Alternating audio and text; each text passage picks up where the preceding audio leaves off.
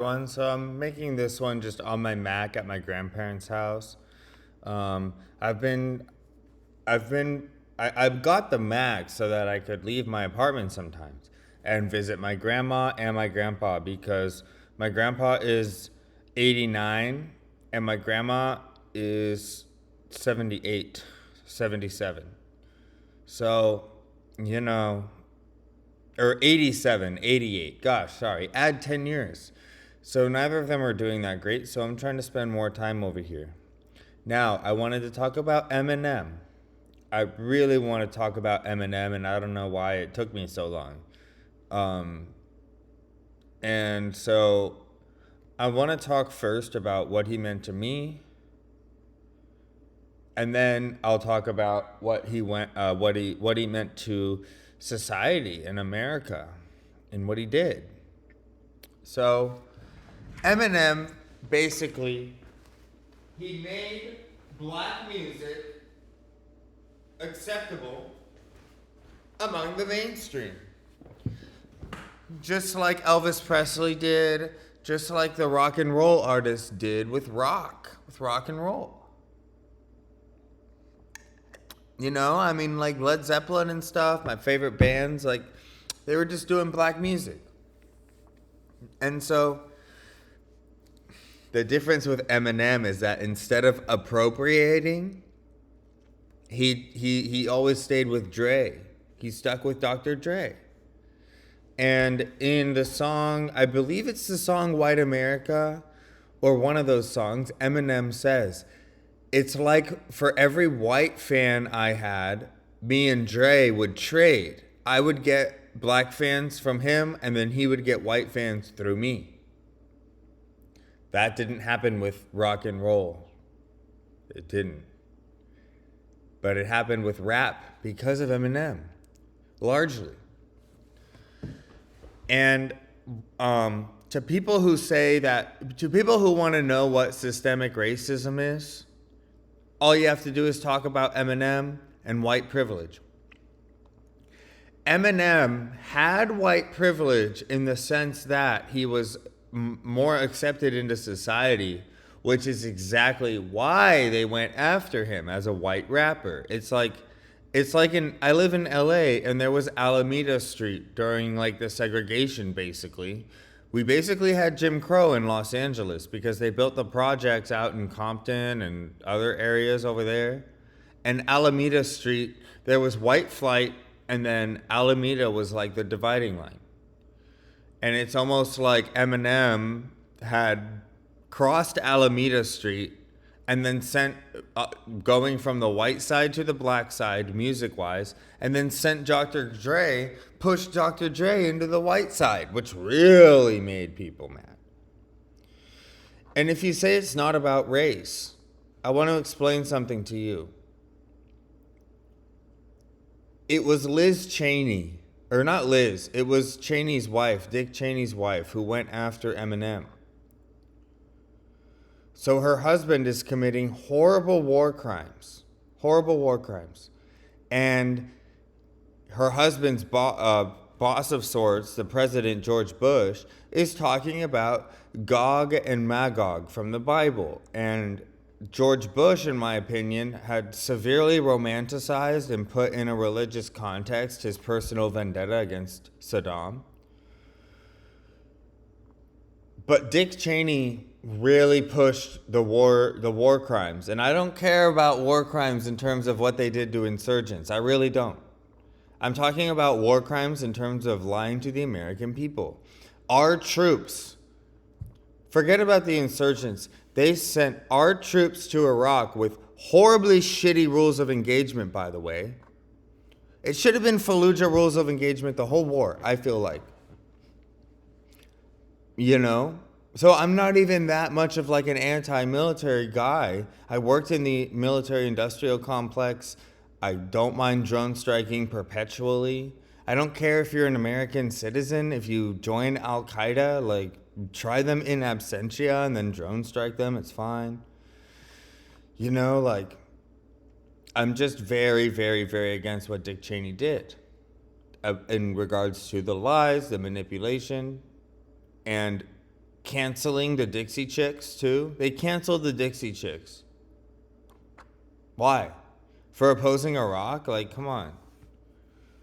So, like, the reason why I go on that tangent is because it's really important. Liz Cheney thought that Eminem singing black music was more important, a bigger threat to America, than her husband, who was sending our men to die for no reason in an unwinnable war, and they screwed over our troops in Afghanistan. I'm going to make a whole video about our troops in Afghanistan. You guys, I'm going to say it a million times in my actual veteran video. If you're an Afghan or Iraq veteran, you still have honor. And it's not your fault that your leadership failed you. You still have honor. Don't feel like you're scumbags. You're not. You're not. I watched the whole war. I wrote papers on the war, the Afghan war, not the Iraq. So I know about the surge and how Bush just left the country up to the Taliban, basically, and abandoned us. So back to Eminem, guys. Systemic racism is the fact that black culture is seen as more threatening than Dick Cheney. And if Dick Cheney had been Colin Powell, he probably wouldn't have been able to do the solo lying as much. Like, if it was just Colin Powell, it probably wouldn't have been as easy. But maybe it would be because Colin Powell has assimilated. But if it was just some, African American English speaking, English dialect, I think it's called now. Maybe it's AADE, dialect of English, African American.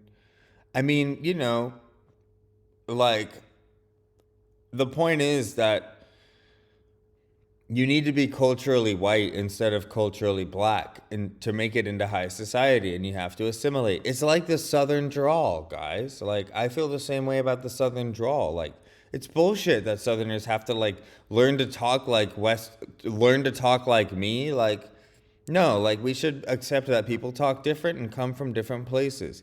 To me, e pluribus unum means that Southerners can use their drawl without being thought of as stupid, and black people can use their dialect without being profiled as, like, uneducated or, or a lowlife. So, Eminem, guys.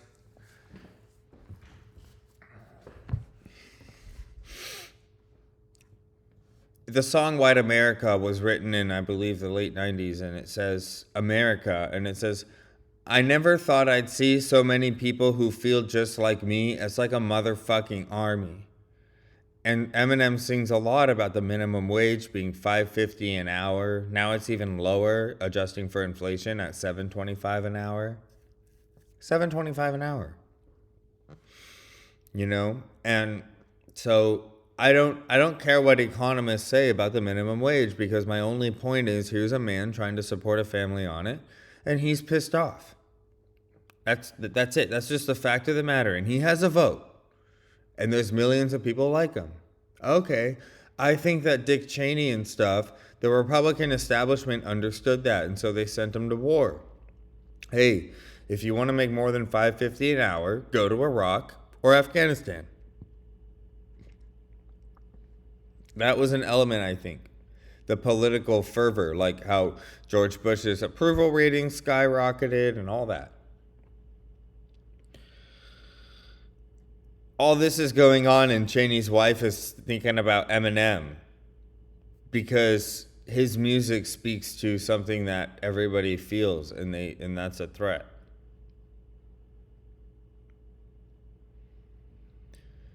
I would recommend listening to the songs White America. And then there's also one lyric that I liked from while George Bush was president. I believe it was released in 97. He said, "You want me to fix up lyrics while the president gets his dick sucked." And that's how it kind of was with Liz Cheney, with Cheney's wife.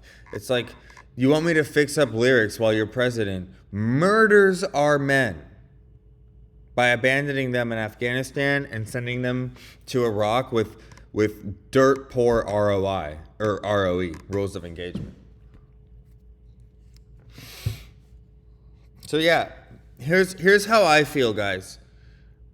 If you're not willing to kill in order to win your war, just don't even try, because you're just going to be there forever and never win. Because all the insurgents have to do, there's a difference between terrorists and insurgents. I respect insurgents and I don't respect terrorists.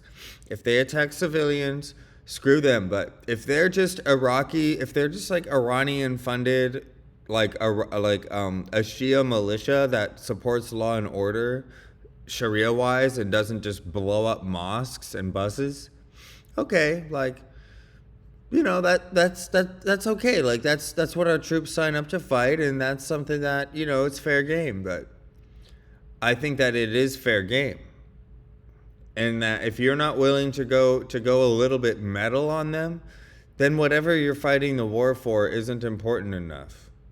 It's like, well, we're not really willing to kill people unless we're very sure they have a weapon. Okay, well, we didn't have to do that at Vietnam, really, did we? No, because it's like, if the war isn't that serious or that bad, it's just like, why, you know? Well, because Saddam Hussein. Personal grudge. You have to understand personal grudges in politics. Vladimir Putin has one against Hillary Clinton. Very, very personal grudge. So Trump, you know, I feel like Trump took it really personally when Russia helped him in 2016. And I wanted Trump to understand, like, dude, it's not because of how you are toward Russia. Like, when Biden did it, I'm pretty sure with the Biden election, Russia just did it half and half, and all they do is sow division, and they don't even make that big a difference. But the only reason why they went hardcore Trump specifically is because, first of all, Trump was a severe underdog anyway, so you didn't have to go both sides to divide America. And then also, Putin really hates Hillary specifically. Like, if it was Obama, he didn't really have as many problems with Obama, besides that he made Hillary his Secretary of State.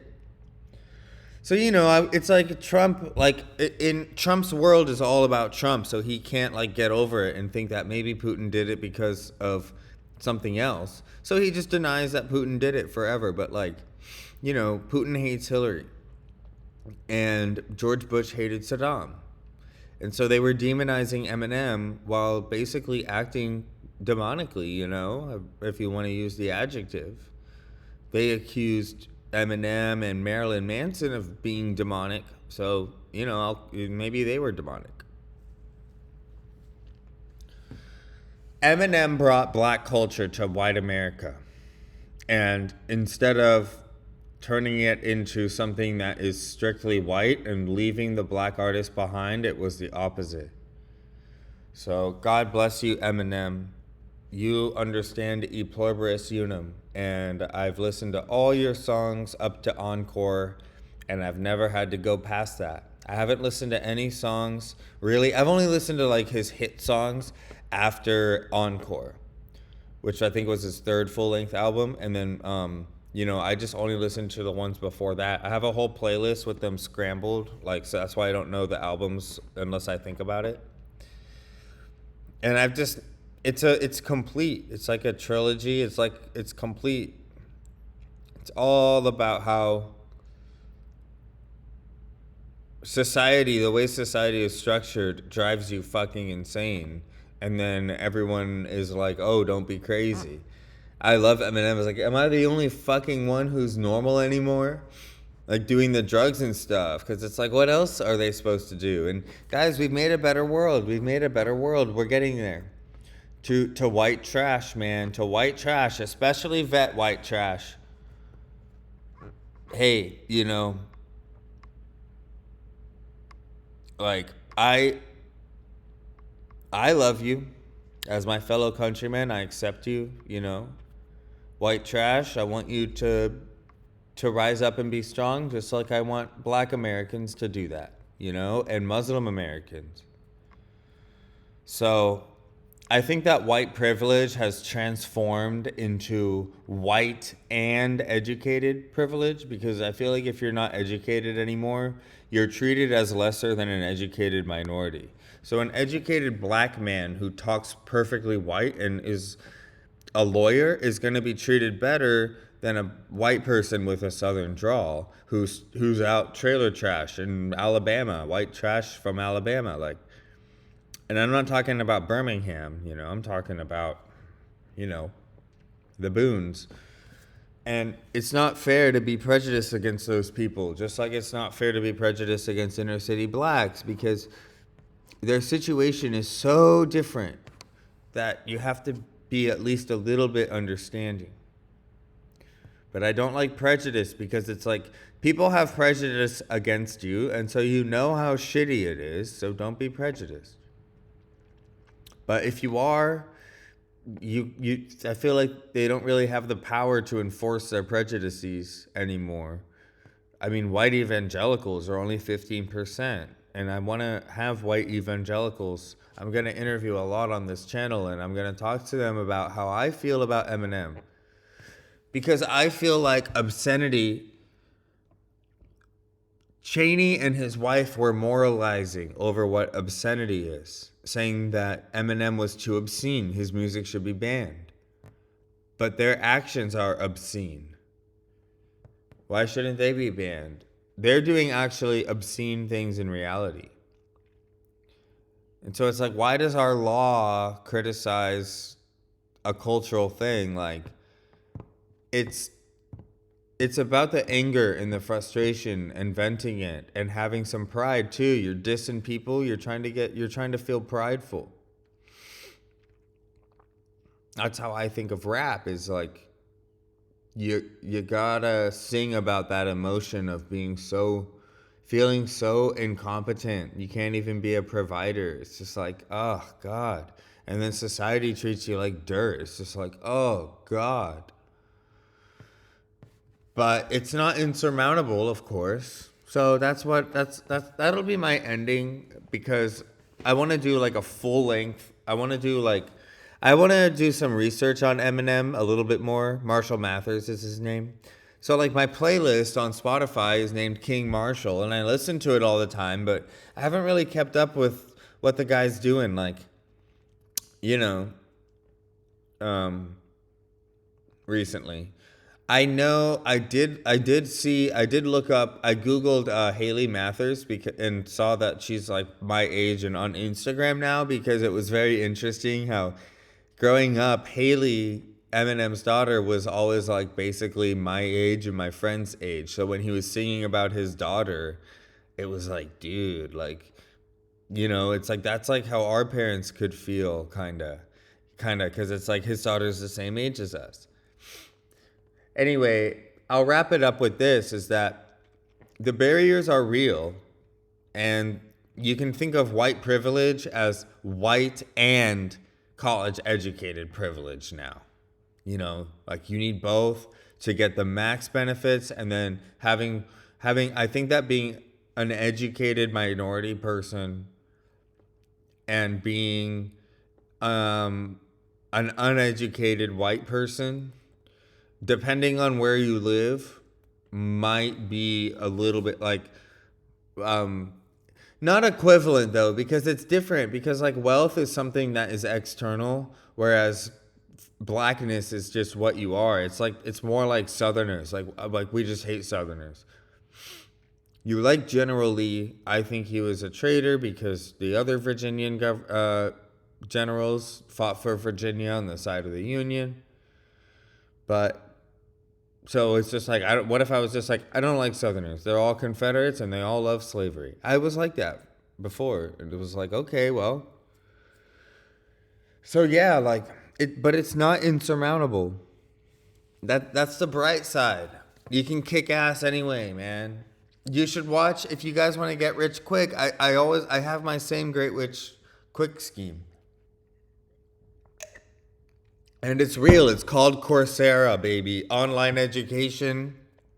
You can get a certificate in tech support that is Google and Microsoft certified. And so you earn a certificate saying, hey, I know how to use this Microsoft software, or with this class, it's like an 8-week class and you learn how to do it, like do it all, like a lot of tech stuff for tech support. And you can get rich quick like that because all of a sudden you're making, 30, maybe even 40 an hour. So it's like, oh, wow. And then you can just keep going up and up. So, and it's not, but my point is that there's so many minority people of color on that, like giving the instructions. And one of them is black. And I don't know, like, this is it. I don't know, but if I had to bet, I would guess that he grew up in a lower class neighborhood instead of an upper class one.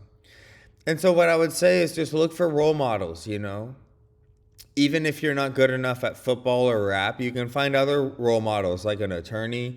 Maybe ask around your neighborhood, or ask your parents, like, hey, is there anyone who you knew growing up who kind of like made it out of here? Like that's kind of the mentality, is like you can do it. But if you don't, I understand also, because you got to have your pride too, instead of always just doing what the man tells you. So it's like, no, I'm going to sing fucking rap and you're going to suck my balls. That's why I like rap music, It's like I'm not conforming to your demands until you get out of a rock, So cool, guys. I feel like I kind of like this video. It's recorded on just my iMac, but I can do these on the go, and then I can add. This one doesn't need slideshows. It just needs some lyrics links and video of like Eminem song links. But, I can film them like this or with just my voice recorder and then have slideshows and stuff. But right now, I just want to get some damn content to show people. And then get my tips, because like I said in my other videos, I'm trying to write right now more than edit. But if this gets popular, then I will switch. So yeah, guys, hope you thought it was pretty cool. Eminem is a very good person in my opinion, because he brought black culture to white America, but he stayed with Dr. Dre even when he knew that associating with straight out of Compton motherfuckers was gonna be bad for his public image. He did it anyway because he liked Dr. Dre. And Dre's what made him big, but I don't think, how many white rappers would go to Compton? That's why Eminem, I think that's one of the reasons why there was no white rapper like him. Because he was just like, dude, we're both struggling. I don't care. I don't even care if it's dangerous around here.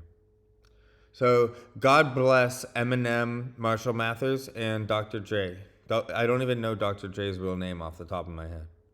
When I see it, I'll be like, oh yeah. And God bless all the people who didn't appropriate the culture. What that means is that you just kind of steal it without giving black artists any space, like rock and roll. It's like, oh, well, all the black rock and roll artists are still just in the ghetto, and then all the white ones are doing the rock and roll. But it's more important to tour with black artists, and kind of you can incorporate their culture into your culture aspects. Like, oh, what do I share with you? Well, the anger of being downtrodden, like white trash. Eminem feels that anger, even though their situations are different and caused by different factors.